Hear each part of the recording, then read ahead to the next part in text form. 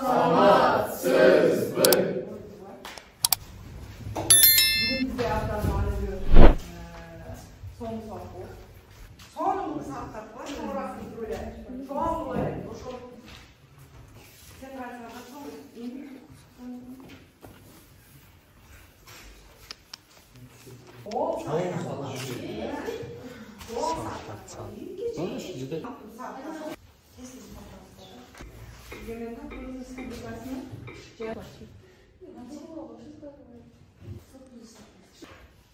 Çok barış. Birbirine barasada her bir saatte bir adam menelere yolculuğu belirleşiyor. Birbirine kaç da boşluğu, kaç da boşluğu. Yakta boşluğu.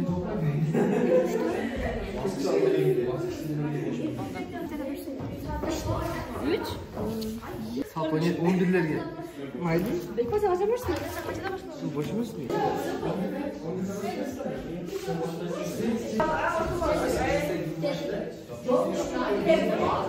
Yol uşaklarına adamlarsın canına bağlı kalsın. Şimdi de. Uşaklarına belirle aldı. Yani her birimiz yoldan adamımız menen temanı talkılaşımız gerekiyor. Bizim temamız, bugünkü temamız mıday? Sovetler Soyuzu'nun, Sovetlik Sosyalistik Respublika'nın taraşı, Egemenlik Kırgız Respublikası'nın jaralыşı degen temаны kısaca talkılayız. Kaçan egemenlik bolğan, kaçan Sovetler Soyuzu tarады degen so'rovimiz var. Hazır. Talkılayız birbirine birbirine. Sovetler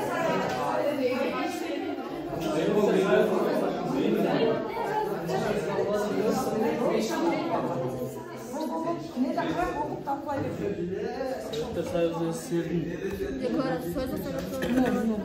Birinci.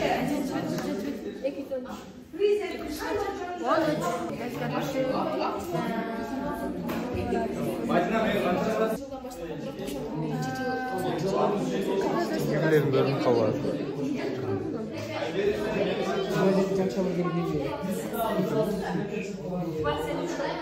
Talkıladık mı biraz da. Elayet var Kırgız, Egemenlik Kırgız Respublikası. Biz kaysı günleri egemenlik bayramdayız. 31. Ağustos. 31. Ağustos. Kaçıncı yılı egemenlik eği oldu. Birbirden bile. Yani Kırgız Respublikası'nın en birinci prezidenti. Kırgız Respublikası'nın egemenliği yönünde deklaratsiya kaçan hava aldı diyor. 15. Alternatiflik şayloo menen eldik şayloodu qanday ayırması qanday o'xshashliklar bor deb o'ylaysizlar? Alternatiflik şaylooda qanday o'zgaruvchanligi bor? Aqcha berib qo'ydi alternatiflik shaylooda deb tag'i. Ellik şaylarda bo'lgan akşam Alternatiflikda o'zi qanday o'shanday bu. Tuğançlıklarıyla bu. Ellik shayloo qanday bo'ladi? O'zi atayib turadi da ellik shayloo. El özü şaylab bo'ldi. To'g'ri el kimni shaylaydi? El başçını. Alternatiflik shaylooda kim shaylaydi? Kimlar shaylasin? Kırgızistonda en birinchi alternatiflik shayloo qachon bo'ldi deb o'ylaysizlar? Hatay'da giyin bo'ldi. 91 mi? 92 yıla çıktı. Ellik shayloodan da birinchi oldu. Sovetlar Soyuzu joylar aslında 93. 1993 yılın 27 oktyabrında alternatiflik shayloo bo'lgan. Bu alternatiflik shaylooning negizinde Asqar Akayev birinchi prezident bo'lgan. Alternatiflik shaylooda el shaylamaydi yo'q, o'zgarchalik bor. Kim shaylaydi? Kırgız SSR'deki deputatlar. Cevaplı Sovet'in deputatları shaylaydi. Cevaplı Sovet'in dimizin deputatları shaylaydi. Alamıyor dışarıda. Her biri özünün doğuşu benim şaylayken. Anda balda azımında var. Evet. Ar 100 saat 12'den 3'e çeyinkiler topala salgı açıp 6'dan çeyinkiler 9'a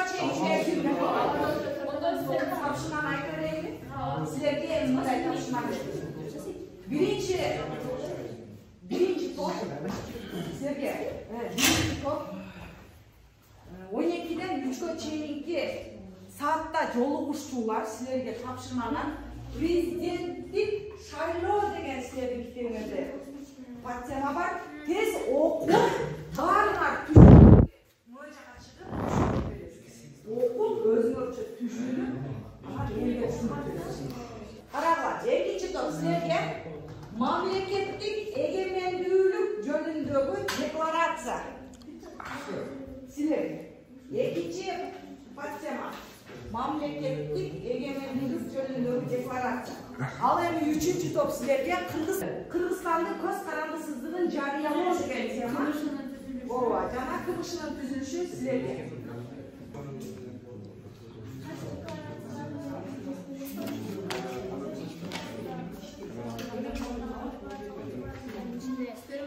Мен көптүдө боло алат тең укуктарга ээс болуп Муну китепти окуп түшүнүп, ушул патемаңарды окуп түшүнүп, анын буга жооп бересиңер.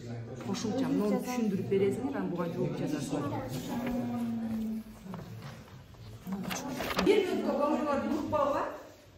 Анткени мен суроодун түшүндүрмөсүн берип коеюн. Силерге мындай суроолор берди. Азыр теманы иштеп атканыңарда, иштеп бүткөндөн кийин берейин. Мынандай суроо берилди. Ким биринчи иштептер аналогияларды пайдаланып атасыңар, кандай окшоштуктар бар? Текстиңе фактыбы, же пикирби, же сунушпу, же проблемабы, же аргументпи, же фактыбы деп разбор кыласыңар, окуп түшүнүүдө текстти ортодо пайдаланасыңар. Билесиңерби, окууда деле окуп келдиңер. Мына ошол эле сыяктуу силер могу текстти окуйсуңар дагы, окуган текстиңер жөнүндө текстиңерди аныктайсыңар. Фактыбы, аргументпи, пикирби, же жөн эле эмоциябы. Эмоционалдуу тексттер деле бар, а? Мына ушуну аныктайсыңар. Түшүнүктүүбү? Азыр анда текст менен иштегиле, ким биринчи иштеп бүтсө, мен мына жерден каалаган текстти тандап алам. Мына жерге жазып коем. Презентация жасай салсаңар болот. Презентация болот.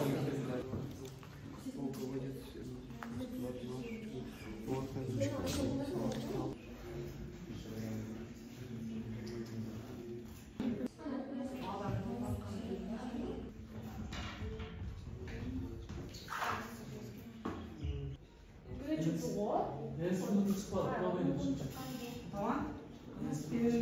Ayarбек жасап ошону айтсаң.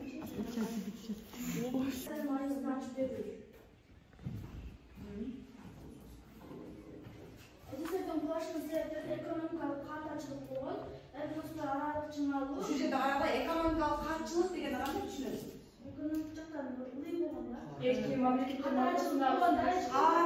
Каржылык дегенде бул кандай түшүнүк? Каржылык. Экономикалык кризис, а? Горбачевдун перестройка жана класстык саясаты. Карагыла, ушул саясатка дагы перестройка деген саясат кандай саясат? Куруу.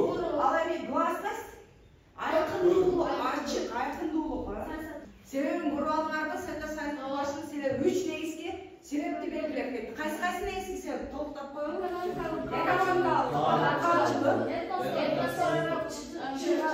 чыңалуу. Горбачевдун саясаты. 1991 жылы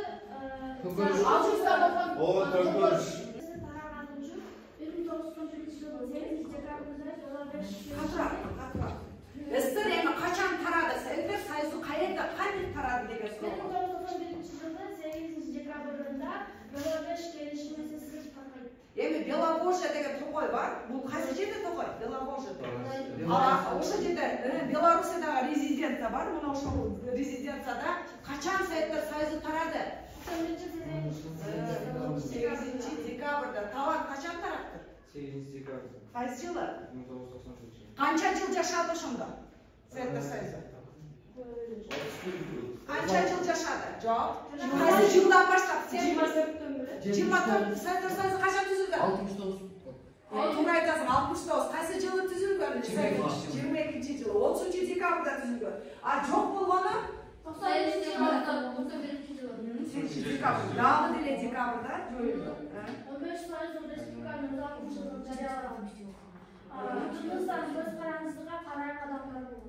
Ова 15 союздық республика меоттур өз алдынчылыгына ээ болду. Эмненин натыйжасында?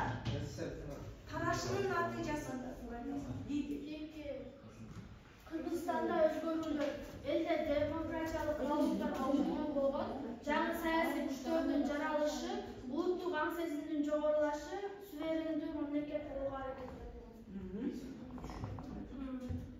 Мамлекеттик эгемендүүлүк жөнүндөгү декларация качан кабыл алынган? 1910-жылдын 15-декабрында кабыл алынган. Мамлекеттик декларация кайсы орган Кыргыз Республикасы Жогорку Совети болгон, максаты Кыргызстандын эгемендүүлүгүн мыйзамдуу түрдө таануу, Кыргызстандын элинин өз тагдырын өзү чечүү укугун жарыялайт. Декларациянын негизги пункттары Кыргыз Республикасынын элдик бийликтин жападан жалгыз кулагы, конституцияда экономикалык моделин жана тышкы саясат жүргүзүү укугу, табигый байлыктарга ээлик кылуу, эл аралык мамилелерди өз алдынча түзүү укугу. Декларация.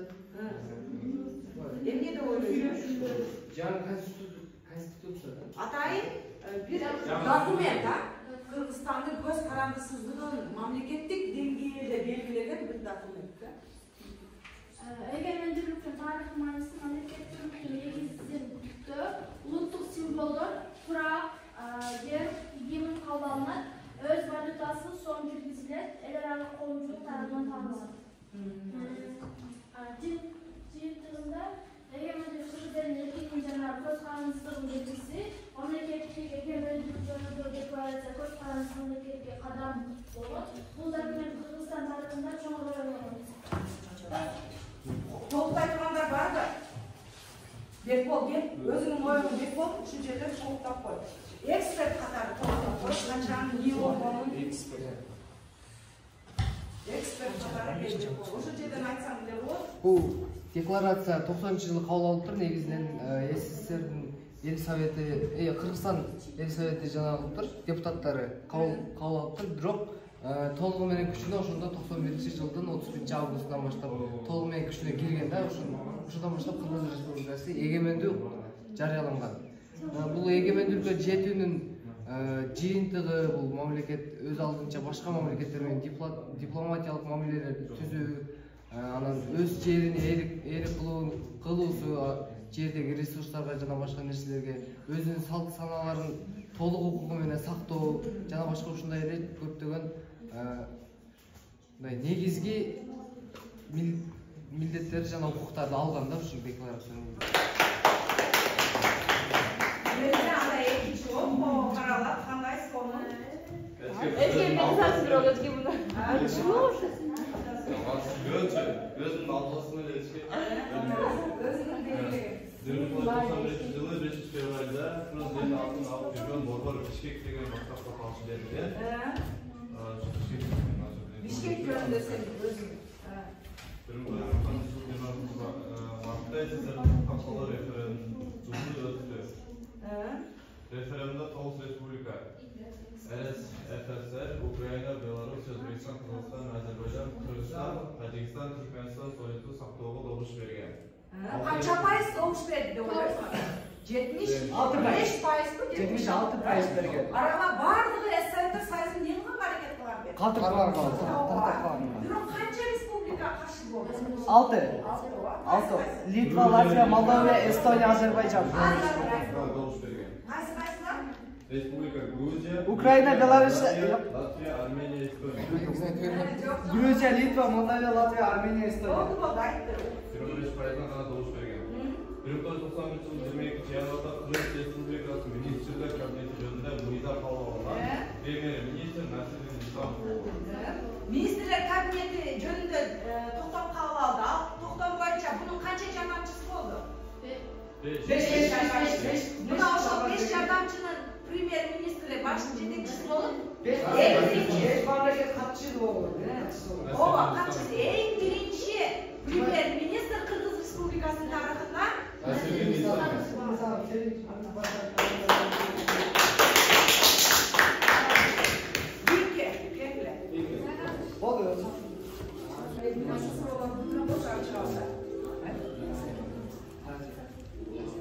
Tarsa.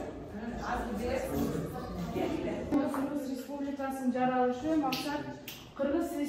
Республикасынын президенттик башкаруу формасына өтүшүн жана эгемендүүлүктүн жарыялашын түшүндүрүү. Президенттик башкаруунун кирилиши 1993-жылы март айында СССРдин эл депутаттарынын 3-съездинде өлкөдө президенттик бийликти киргизүүнү чечишкен. Бул кадам улут аралык мамилелерди жөнгө салуу жана демократиялык системага өтүү үчүн жасалган. Кыргыз СССРдин биринчи президенти бул 1993-жылы 27 декабрда, октябрда Кыргыз СССРдин Жогорку Советинин сессиясында Аскар Акаев биринчи президент болуп шайланган. Эгемендүүлүккө багып бул СССРди ырдап жаткан мезгилде союздук республикалар Кыргыз көз карандысыздыкка умтулушкан. 1990-жылы жыйынтыгы бул президент башкаруу Кыргыз мамлекеттүүлүгүн жаңы этабы болгон. Анын эгемендүүлүк декларациясы эркин Кыргызстанга жол ачкан жана негизги документ.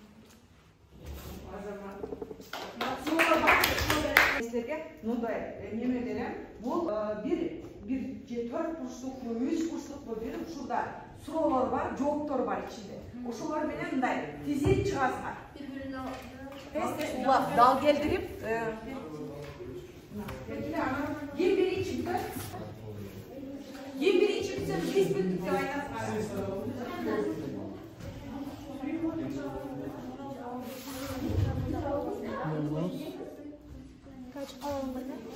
Кабылган 91. Декларация 91. 15. О, ушундай болду. Эми? Мына Аскар Акаев бирок ногу деле бар. Кыргыз СССР дегенде Аскар Акаев биринчи ирет шайланган. Аскар Акаев качан биринчи ирет шайланган дейт? Ошо декабр 27 октябрда ма? Sen koştun ben bitiren. Oğlum ne ekan? Usta var. Şundan geç gerek. Tez getirdiler.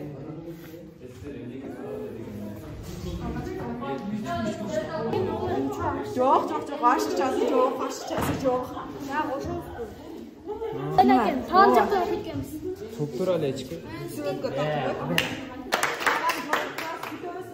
Birinci место geldi, ikinci место şaşırdı. İkinci место şaşırdı.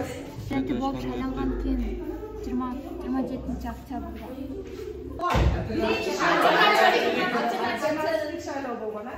Кийинки Акаев биринчи ирет качан шайланды? Кандай шайлоодун негизинде? Элби. Альтернативдик шайлоодун негизинде. Эгемендүүлүк жөнүндө декларация